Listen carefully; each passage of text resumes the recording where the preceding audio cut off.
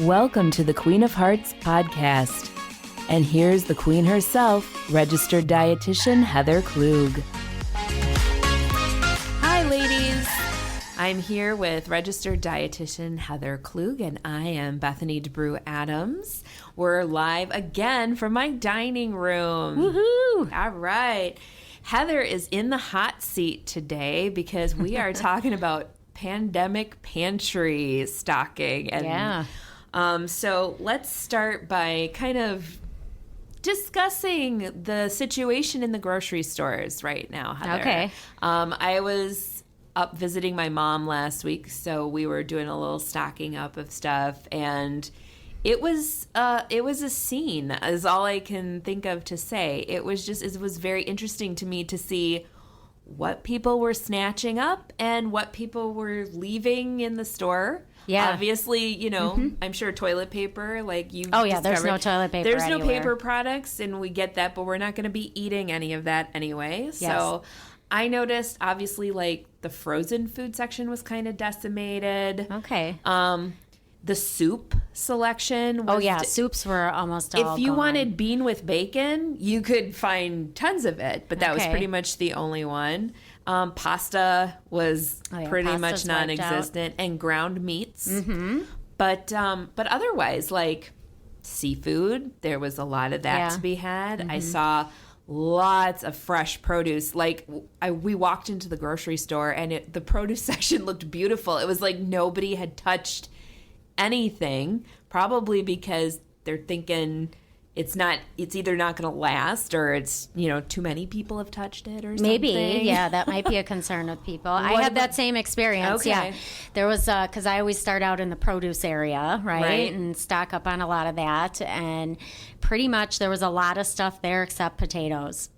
The potatoes were, like, completely gone the first time I went, and then I went again last night. I had to get just a couple things, and they had some potatoes. They were just restocking them, so they must have gotten another truck in. Oh, thank God the potatoes So I have grabbed arrived. some, you know.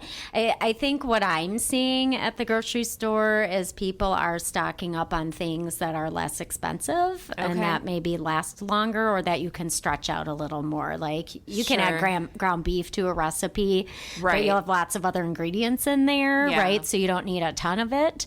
Or potatoes, they last a long time. They're one of those vegetables that can last a month or two, right? And you can do lots of different things with them. Right. And I also noticed, and I thought this was kind of interesting, that the junk food aisle wasn't as depleted as I would have thought. I was shocked by that too. There was a lot of snack foods, like chips left still, and a lot of soda. I was thinking those two aisles were going to be wiped out. Right. So I was pleasantly surprised. You as a dietitian were probably, yay! I know. I was like, Heather would like to compliment the greater Milwaukee area on your food choices, it sounds like. Yes. So I guess looking at all of this, I would say this is not the time to just eat whatever the heck you want and binge on chips and cookies and donuts. Right. I wish I could give people a license to say, eat whatever you want, because we have no idea what's going to happen. And that there is that tendency, right? Because it's a stressful time, and sometimes we deal with that. Comfort food. Yeah, we deal with that stress through eating food that makes us feel better, you know, even if it's not a long-term feel better, it's a short-term feel better. Right. But from my perspective, I would encourage people to eat as healthy as they can during this time, just because you really want to be doing whatever you can to give your immune system kind of a boost, right? So that hopefully we all stay healthy, but if you were to catch something, whether it was coronavirus or, you know, really bad cold or anything else, that your body is in the healthiest state possible to fight off whatever you have. Okay, so how do we do that? How do we get our immune system boosted with what we eat? So a couple different ways. Okay. One way to look at it is through nutrients. So certainly when you eat a lot of healthy foods, especially plant-based foods, you're getting vitamins and minerals, antioxidants, phytochemicals, really good stuff. The other way is through, believe it or not, getting a lot of fiber in. Okay. And I don't know. Hence all the toilet paper. Maybe. So I don't know if everybody knows this, but about 60 to 70% of your immune system is actually in your gut or in your microbiome. Okay. And what keeps that area nice and healthy is to get a lot of fiber, because when our body breaks fiber down and it reaches, the large intestine, there's healthy bacteria down there, and that healthy bacteria loves fiber. It eats it. Okay. And when it eats it, it makes really healthy substances from it, and they make more of themselves. Okay. So the idea is that you have larger numbers of the really healthy bacteria and less of the bad. You're always going to have the bad down there too, but it's all about that balance and having actually a lot more of the healthy versus the bad. So if you're eating a lot of foods with fiber each day, that's going to keep that healthy, the healthy bacteria in high numbers. Okay. So fiber tends to come from a lot of fruits and vegetables and whole grains, those kinds of things. So what kinds of things should we be looking at keeping in our pantry during this time that's going to help us get all that fiber that we need? Sure. Well, let me give you an idea on what's in my pantry at home. What is in Heather Klug's pantry? Yes. So I do have a lot of different whole grains in my pantry. So we stocked up on oatmeal. We always have that in there. Okay, but that was one of those things that was tough to find. It was. I already had some, but I was able to find a little bit more. Is there another type of cereal? Yeah, I mean, you can do any kind of whole grain cereal. We have Cheerios in our house, but there's different kinds. Wheat Chex. Yeah, just look at your ingredient list. First ingredient should have the word whole in it. Okay, and you're good to go. Other whole grains, we have brown rice and quinoa in our cupboards. We have whole grain pasta. We do have regular pasta too, which is okay too. You don't have to do whole grain everything. We have whole grain crackers. We have whole grain granola bars and Belvita, biscuits, right? And I was able to get like wheat thins. That was one of the things that I was surprised that I could find in abundance. Sure. So I think I got the whole grains kind of covered pretty good there. You could stock up on like the different canned vegetables, especially like diced tomatoes. But if there's other, vegetables you like too, it's one way to go.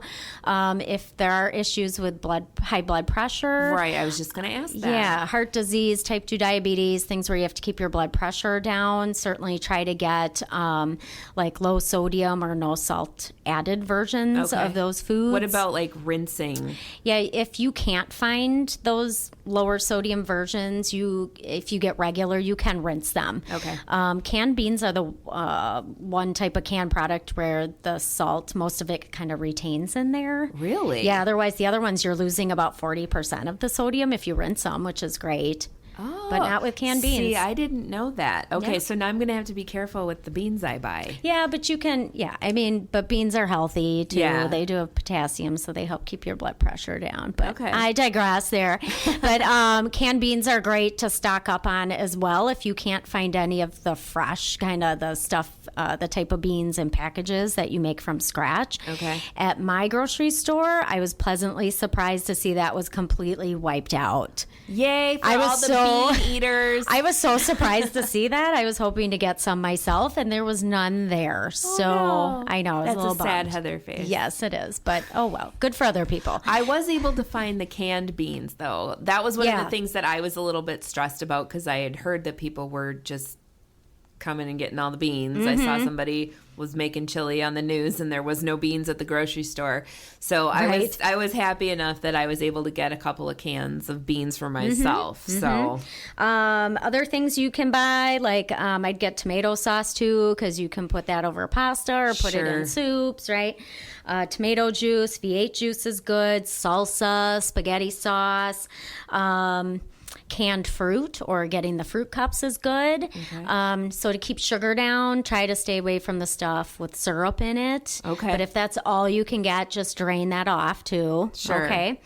Applesauce is good as well. See, she's smiling because I like to make my own applesauce. Which is great. Yeah. And I know there's a lot of fresh apples out there that are available. So you might as well go get them, use them, cut them up, throw them in the crock pot. You don't even have to peel them. Don't even have to peel them. You get all the extra fiber from the peel. Just make sure to wash them very thoroughly before you put them in. I also stocked up on some dried fruits. Okay. And then different types of nuts and seeds too, because I feel like I can do a lot of different things with those, and I can snack on them. Peanut butter or other nut butters I also have in my pantry as well. Okay. And then canned tuna, canned salmon. Good to keep quite a bit of that on hand as well. Blech. I know. But I'm not a tuna fan. can do lots of different things with that. My only words of caution with canned tuna is because of the high mercury and sometimes arsenic content in there.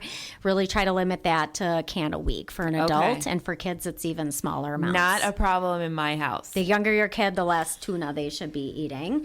What else? Certainly keep oils on hand, right? Mayonnaise is good. You can do different things with that.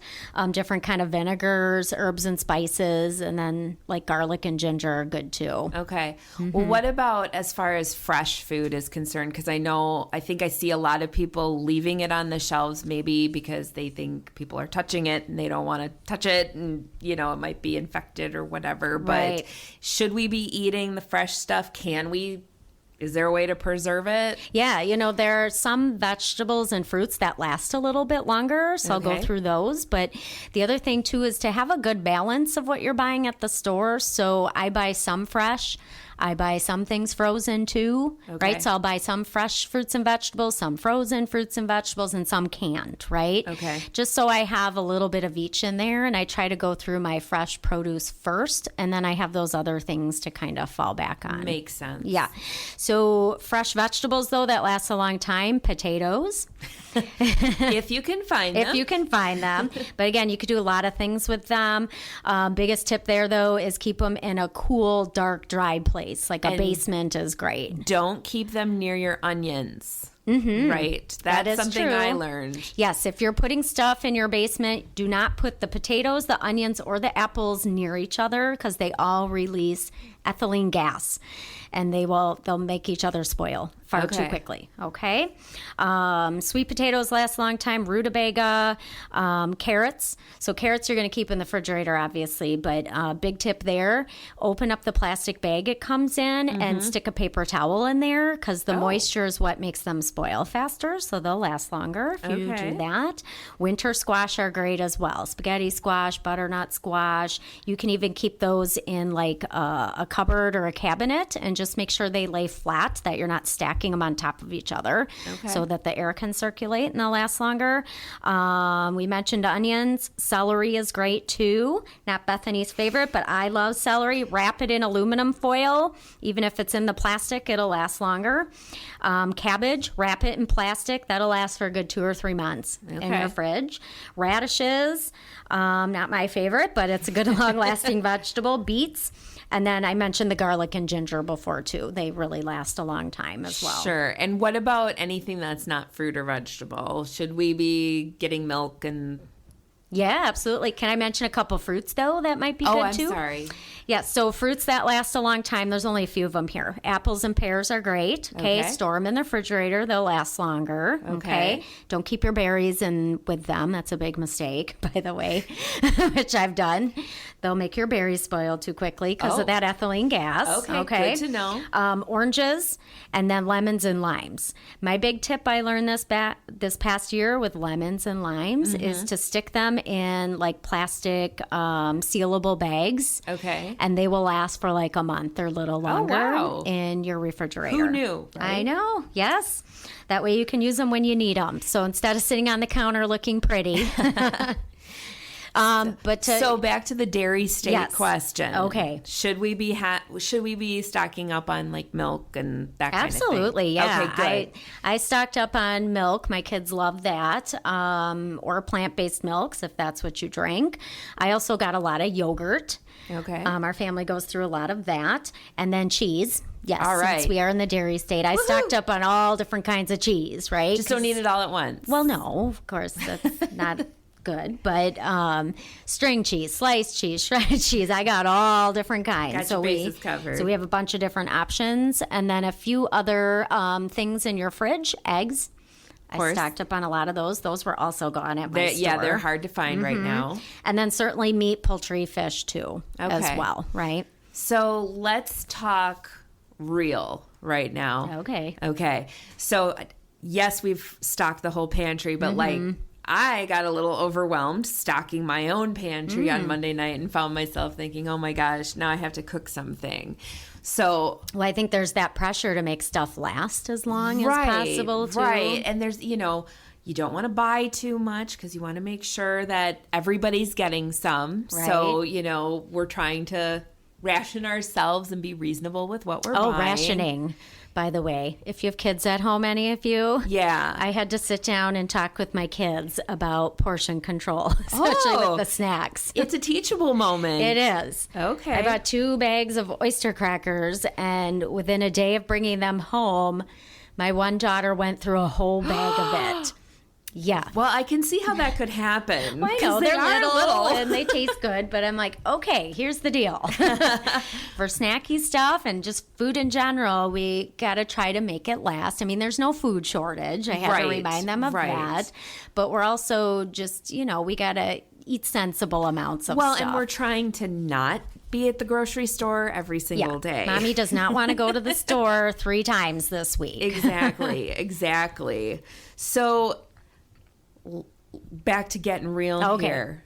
What I'm going to ask you is, now you have all this stuff in your pantry. Now you have a household with 4 people in it, including a teenager and an almost teenager. Yeah. Everybody has their own ideas of what's the best thing to have.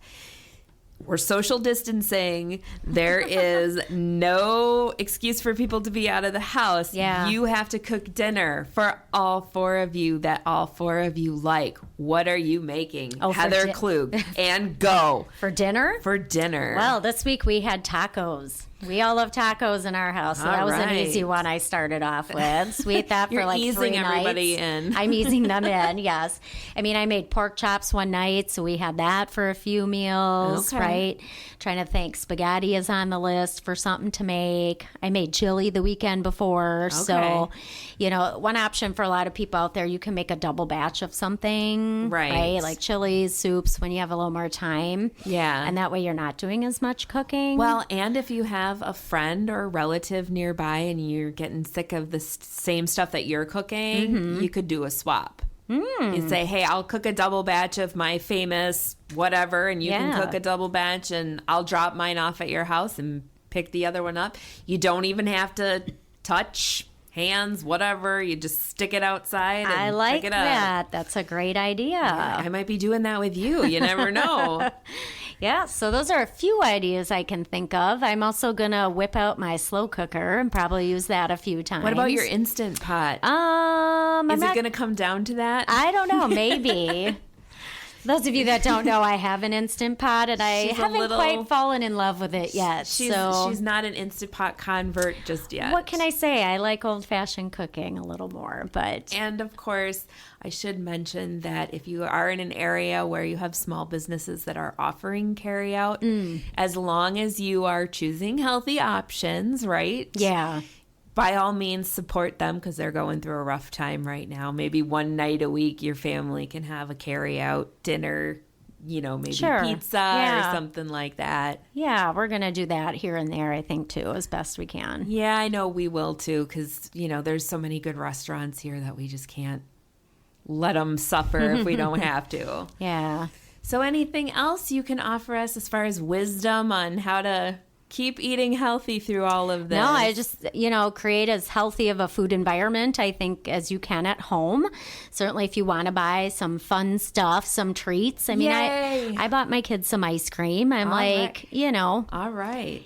But balance that out. It should be about 80% roughly healthy stuff. So it's not a treat yourself because you're inside thing. It's a treat yourself like you would any other week. Sure. Okay. Yeah. I think I can do that. So do the best you can with all of that, right? Okay. Buy enough healthy stuff. plan stuff out. Usually when we plan things, we're a little bit, we're more likely to maybe eat healthier, and the food will last a little bit longer too. And maybe even you can get your kids involved a little bit in the cooking with you. Yeah, and make it a little more of a family. Might be a good time to do that. Yeah, my kids have been doing that a little bit more, which is nice. Good. And if you're looking for ideas out there too, some healthy kind of meal ideas. I know what you're going to say. Yeah, we do have some recipes on Pinterest or on the Karen Yant Center website. Yes, and they're all heart healthy, the ones that we have posted. So, and just because they're heart healthy doesn't mean they're lacking in anything. So just keep that in mind. They're still healthy. They're healthy and they're delicious. Taste good. Yes. All right. Well, I think that's it for today, ladies. All right. Until next time, be the ruler of your own heart. Bye-bye. Stay healthy. Thank you for joining us on the Queen of Hearts podcast. Our podcast is recorded here at the Karen Yant's Women's Cardiac Awareness Center inside Aurora St. Luke's Medical Center in Milwaukee, Wisconsin. For more heart-healthy tips, info, recipes, and more, visit our website at www.karenyantcenter.org, like us on Facebook at Karen Yant Center, and follow us on Pinterest. If you like what you hear, subscribe to our show and be sure to tell your friends. Until next time, ladies, be ruler of your own heart.